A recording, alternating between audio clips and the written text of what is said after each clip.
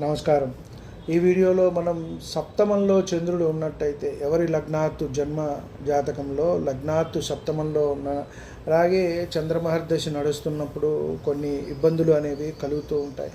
వారికి మనము పరిహారం ఉపశమన క్రియలు తెలుసుకునే ప్రయత్నం చేద్దాం. ముఖ్యంగా మనము ఏదైనా ఒక దేవుడు ఇష్టదైవము మీ పూజా గదిలో చిన్న విగ్రహం మనం పెట్టుకున్నట్టయితే వెండిది మనకి మంచి జరుగుతుంది. ఎందువల్ల అంటే మళ్ళీ అంగుష్టం కంటే ఎక్కువగా పెట్టుకున్నట్టయితే వాటికి నైవేద్యాలు ఇవన్నీ కూడా పెట్టాల్సిన అవసరం అనేది ఉంటుంది.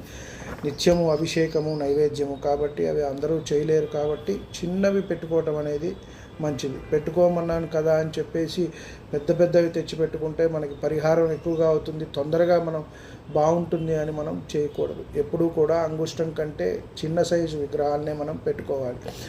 అలాగే ఇంటిలో ఎల్లప్పుడూ కూడా ఒక చోట నీరుని పెట్టుకోవడం, పెద్ద కుండలో పెట్టుకున్నట్టయితే మంచిది. ఇది వరకు అయితే పెద్ద కుండల్లో పెట్టేవారు. అలాగే వీరు పాల వ్యాపారము, పాలతో ఏదైనా తయారు చేసి అంటే స్వీట్స్, పాలకోవా ఇలాంటివి చాలా చేస్తూ ఉంటారు. పాలు విరక్కొట్టి రకరకాల స్వీట్స్ ఇలాంటివి వ్యాపారాలు చేయటము, అలాంటివి అమ్మటము, కొనటము. అంటే కొనటం అంటే ఇంట్లో వారికి తీసుకురావటం పర్వాలేదు, అమ్మటం అనేది చేయకుండా ఉండటం అనేది మంచిది.